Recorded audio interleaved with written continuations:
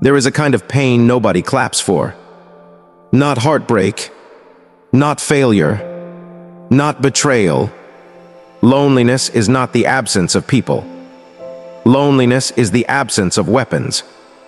The weapons that quiet an anxious mind. The weapons that kill the hunger for validation. The weapons that let you stand in the cold and stop fearing it. Most people fear this season. They call it loneliness, rejection, a bad chapter, a sign that something is wrong with them. But the Stoics saw something else. They knew that sometimes life isolates you on purpose. Not to break you, but to strip away distraction, false friends, borrowed identities, cheap validation, and the noise that kept you from meeting yourself. Because there is a version of you that can only be built in solitude. And when that version is born, you become dangerous. Not loud, not cruel, free. Do not click away, because by the end of this video, you may realize you were never lonely. You were unarmed. Section 1, the moment life pulls you into solitude. It rarely happens dramatically. Usually, the lonely season begins quietly. A friendship changes. A relationship ends. A betrayal leaves a scar. A dream collapses. A move separates you from familiar faces. Or maybe nothing big happens at all. You just wake up one day and realize you have become alone. Not physically, maybe, but internally. There are people around you, but not many who understand you. There are conversations, but not many that nourish you. There is noise, but not connection. Movement, but not meaning. And that is the loneliness that stings the deepest. Not the absence of bodies, the absence of resonance. Most people respond to this by rushing outward. They look for distractions, more invitations, more attention, more messages, more romance, more validation. Anything to avoid sitting still long enough to hear what solitude is trying to say. But Stoic wisdom takes a different path. It asks a harder question. What if this season is not empty? What if it is training? What if life is forcing you into separation? Because who you are becoming cannot be built in constant company. Think about it. When you are always surrounded, it is easy to stay unexamined. Easy to copy the mood of the room. Easy to borrow people's opinions and mistake them for your own. Easy to stay entertaining, agreeable, accessible, wanted. But when you are alone long enough, masks start falling. You find out what your mind sounds like without interruption. You find out what your habits are when nobody is watching. You find out whether you enjoy your own company or fear it. You find out how much of your identity was real and how much was performance. That is why solitude feels so sharp at first. Because it does not just remove people. It removes escape. And once escape is gone, the real work begins. This is where many turn back. They would rather return to shallow company than face deep silence. But if you stay, if you endure that first uncomfortable stretch, something begins to happen. The silence that once accused you starts teaching you. The emptiness becomes a mirror. The mirror becomes a classroom. And the classroom becomes a forge. That is when loneliness stops being just pain and starts becoming power. Listen carefully. The crowd can hide your wounds, but only solitude can reveal your chains. And you cannot break what you refuse to see. Section 2, why the world fears being alone. Most people are not afraid of being physically alone. They are afraid of what they will meet there. Because when the noise stops, truth gets louder. And truth is uncomfortable. Truth asks why you need attention to feel real. Why silence makes you anxious. Why rejection feels like death. Why you keep returning to people who drain you. Why you call it love when it is really fear of emptiness. Why you keep performing strength while privately depending on constant reassurance. That is why the modern world is built to keep you distracted. Notifications, entertainment, endless scrolling, artificial connection, short hits of validation, crowds without intimacy, exposure without depth. The world knows that a person who never sits alone never fully wakes up. Because waking up requires stillness. And stillness is brutal before it becomes beautiful. The Stoics understood this deeply. They taught that peace is not found by arranging the outside world perfectly. It is found by disciplining the inside world so thoroughly that chaos outside no longer owns you. But that kind of discipline is difficult to build in comfort. It is often forged in isolation, when there is no one to impress, no one to rescue you from your thoughts, no one constantly reflecting your identity back to you. Then one question remains. Who are you when no one is there to tell you? That is the question loneliness brings. And if you answer it honestly, your life changes. Because once you stop using people as mirrors for your worth, you begin becoming solid. Not because you stop loving people, not because you stop wanting connection, but because your foundation shifts. You no longer need others to constantly confirm what you should already know. That is dangerous. Dangerous to manipulative people. Dangerous to shallow systems. Dangerous to environments that survive by keeping you needy, dependent, and desperate to belong. A person who is comfortable alone becomes very hard to rule. They cannot be baited with cheap approval. They cannot be kept in toxic situations just to avoid emptiness. They cannot be purchased with attention. They cannot be threatened with silence. And that is exactly why your lonely season matters so much. Because life may be teaching you the one skill that changes everything. How not to abandon yourself when nobody is around to hold you together. Section 3. The story of the man no one called. Imagine a man in his late 20s. He used to be the center of things. Always invited. Always reachable. Always part of some circle, some plan, some group, some late-night conversation. He thought that meant he mattered. Then life shifted. Some friendships faded. Some people moved on. Some only wanted him when he was useful. Some disappeared the moment he stopped entertaining them. And some were never real to begin with. At first, he took it personally. He checked his phone too often, replayed old memories, wondered what changed, wondered if he had become boring, too intense, too quiet, too different.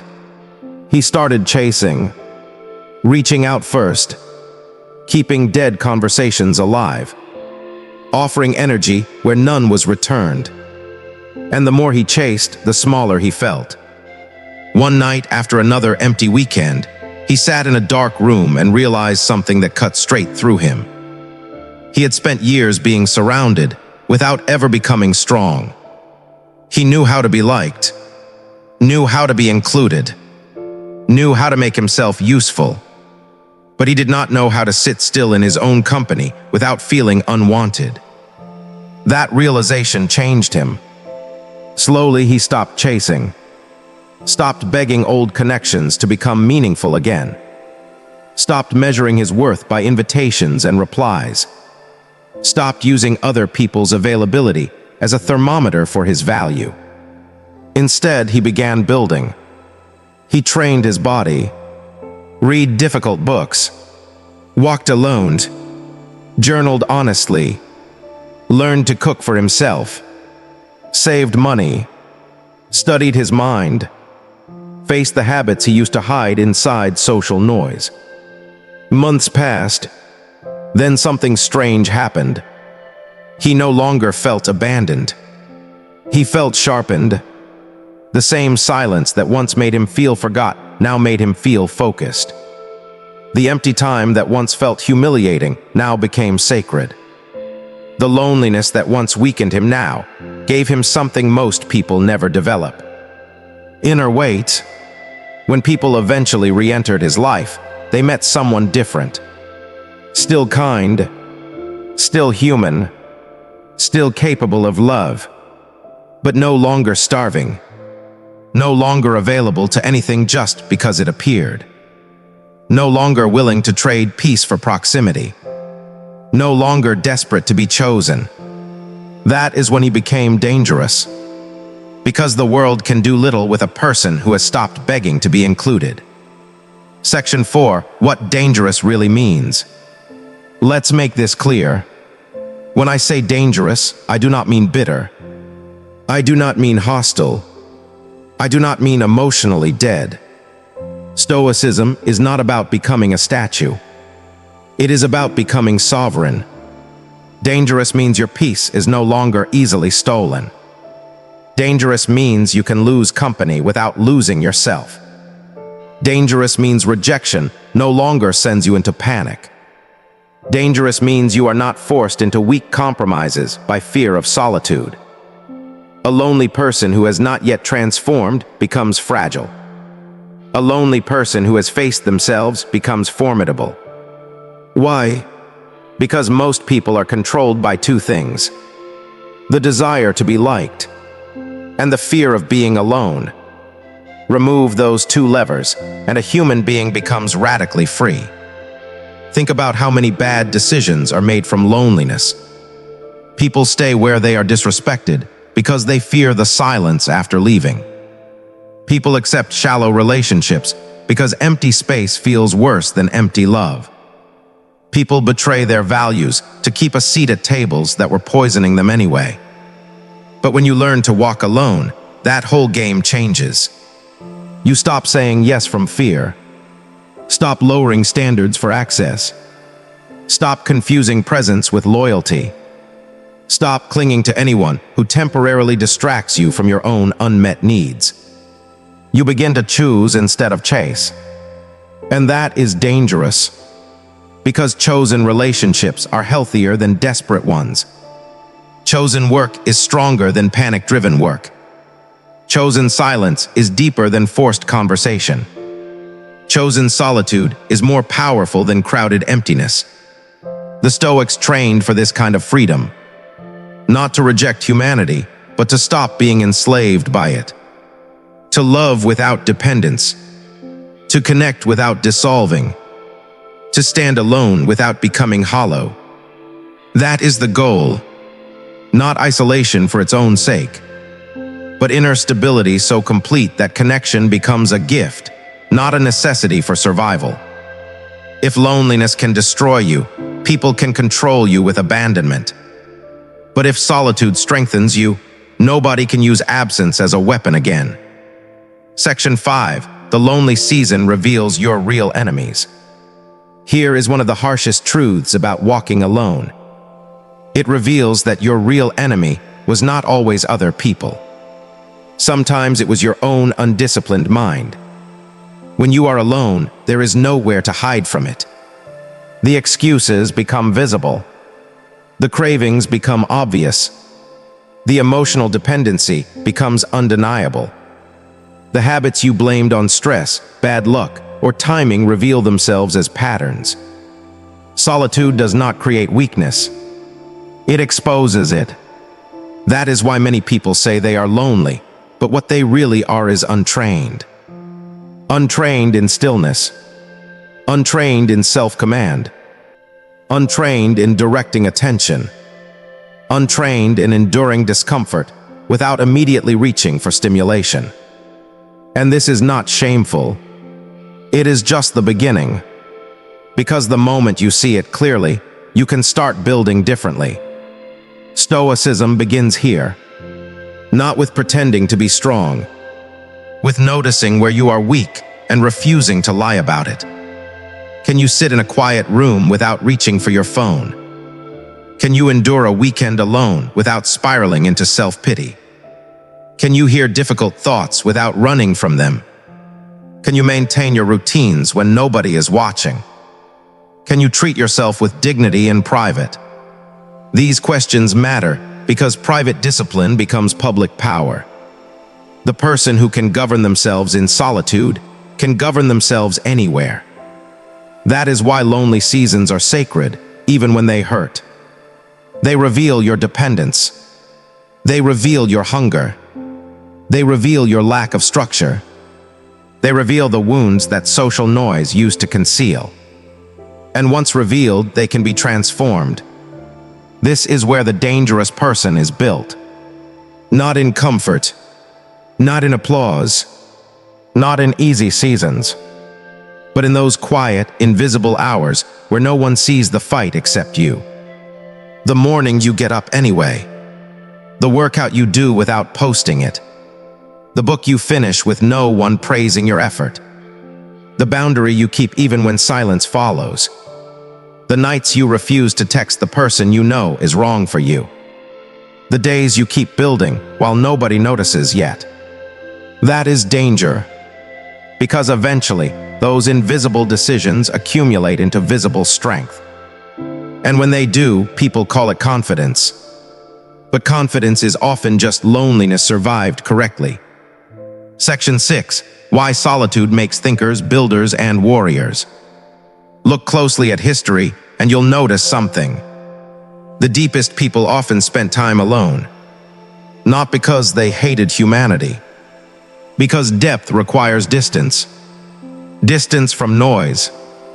Distance from pressure. Distance from the constant flood of everyone else's desires, fears, expectations, and opinions. You cannot hear your own conscience clearly in a crowd that never stops talking. You cannot build a real philosophy while constantly being pulled into superficial urgency. You cannot become dangerous if your inner world is always interrupted. This is why solitude matures certain people so quickly. It forces thought, and thought, when guided well, becomes philosophy. Philosophy becomes action. Action becomes character. Most people skip this entire process. They react. They imitate. They absorb. They live secondhand. But the lonely, if they endure wisely, develop something else. They begin to examine. Why do I need this? Why does that trigger me? Why am I drawn to what harms me? What do I actually believe? What kind of life would be worthy, even if nobody admired it? These are not casual questions. These are life-making questions. And once you begin asking them seriously, you stop living randomly. You start living deliberately. That is Stoic territory. A dangerous person is not merely strong. They are ordered. Their emotions do not disappear, but they stop driving the vehicle. Their loneliness does not vanish, but it stops making decisions. Their pain does not magically end, but it becomes material for construction. That is the transformation. The same fire that once burned you starts hardening you. The same emptiness that once scared you starts feeding your focus.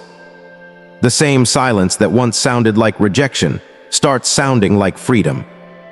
And that is when people notice a shift. You do not argue as much. You do not chase as much. You do not explain every move. You do not need to be in every room. You become selective, centered, difficult to pressure. And suddenly, what others called loneliness becomes your edge. Section 7. The difference between isolation and Stoic solitude. Now let's be honest. Not all aloneness is wise. There is a difference between healing in solitude and hiding in isolation. One builds you. The other buries you. Isolation says, no one can be trusted, so I will feel nothing. Stoic solitude says, I will use this time to know myself, strengthen myself, and return to the world with clarity. Isolation grows bitterness. Solitude grows discernment. Isolation closes the heart. Solitude teaches the heart how to stand on its own feet. This difference matters because many wounded people mistake numbness for wisdom. They think becoming unreachable means becoming strong. They think not needing anyone means they've evolved. But if your solitude makes you cold, cynical, and unable to love, you are not being refined. You are being hardened in the wrong direction. Stoicism was never about emotional death. It was about emotional mastery. So yes, walk alone, but not to become less human. Walk alone to become more real. Walk alone until your worth no longer depends on attention. Walk alone until your habits become stronger than your moods. Walk alone until your standards stop collapsing under loneliness. Walk alone until you can tell the difference between genuine connection and convenient company. Then when love comes, you won't cling. When friendship comes, you won't perform. When community comes, you won't disappear inside it. You will enter whole. That is the point. Solitude is not the final destination. It is the training ground. Section 8, Practical Stoic Lessons for the Lonely. So what do you actually do in a lonely season? First, stop calling it meaningless. The moment you name this season as useless punishment, you become weaker inside it. But if you treat it as training, your posture changes. Second, build structure. Loneliness becomes poison when it has no container. Wake up with intention. Move your body. Read things that challenge you. Journal honestly. Work with focus. Protect sleep. Limit mindless consumption. A loose mind suffers more in solitude than a disciplined one. Third, learn to sit without escape. Not forever, but daily. 10 minutes. 15. A walk without headphones. A quiet meal. A silent room. This is how you reclaim your nervous system from constant dependence on stimulation. Fourth, stop romanticizing the people who left. Some people were never your tribe. They were just your distraction. Loneliness can tempt you to make old attachments look sacred. Be careful. Missing someone does not mean they were right for you. Silence does not mean you should return to what broke you. Fifth, build private victories. Do things that make you respect yourself, not things that merely make you look interesting. Private victories restore self-trust, and self-trust is the backbone of quiet power. Sixth, choose depth over volume. One real connection is worth more than 100 shallow ones. Stoicism does not tell you to reject human bonds. It teaches you to stop worshiping quantity. And finally, remember this. Loneliness is not proof that you are behind in life. Sometimes it is proof that your soul is being pulled out of places where it no longer belongs. That hurts, but it is holy work. Imagine a version of yourself 1 year from now. Still calm, still kind, still open to real connection, but no longer desperate. Imagine waking up without checking who remembered you. Imagine spending a weekend alone without feeling abandoned. Imagine hearing silence and not translating it into unworthiness. Imagine losing people and still keeping your center. Imagine being so rooted that company becomes a choice, not a rescue mission. That person is dangerous because they cannot be manipulated by neglect. They cannot be purchased with attention. They cannot be rushed into weak relationships just because the nights feel long. They cannot be threatened by the empty room. They have already met the empty room and survived it. This is what the lonely must understand. Your pain can become your prison or your preparation. You can use this season to shrink, resent, compare, and decay. Or you can use it to train so deeply that when life opens again, it meets someone transformed, someone with stronger habits, stronger discernment, stronger peace, stronger standards, stronger presence. Someone who no longer fears walking alone because they discovered something in solitude that crowds could never give them. Themselves. So if you are lonely right now, hear this clearly. This season is painful, but pain is not always a punishment. Sometimes it is an initiation. Sometimes life removes the noise because your soul has work to do. Sometimes the doors close because your dependence must die before your strength can live. Sometimes the room gets quiet because you were never meant to hear your deepest truths over the applause of shallow company. Walk alone if you must. Cry if you need to. Miss people. Grieve what ended. Feel the weight of the season. But do not waste it. Do not let loneliness turn you into someone smaller. Let it turn you into someone deeper. Read more. Train harder. Think longer. Choose better. Speak less. Observe more. Build routines that make your future self grateful. Protect your mind from the hunger for instant comfort. Walk alone until your presence becomes heavy, until your standards become immovable, until your peace becomes expensive, until your mind becomes disciplined enough that chaos cannot easily enter, until your loneliness no longer humiliates you, until it sharpens you, and one day, without even announcing it, you will notice the change.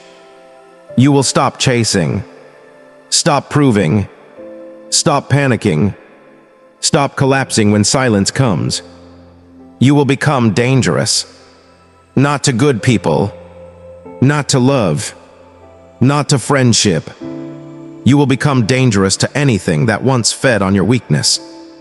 To manipulation, to dependency, to desperation, to fear, to the old version of you who thought being alone meant being less.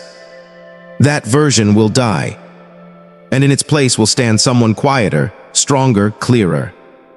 Someone who can walk with others without losing themselves, and walk without others without losing their worth. That is Stoicism for the lonely.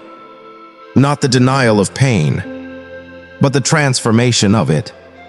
If this message found you at the right time, write this in the comments. Solitude is training me. And if you want more videos on Stoicism, self-mastery, discipline, and quiet power, subscribe to the channel. Because some of the strongest people in the world are not the loudest.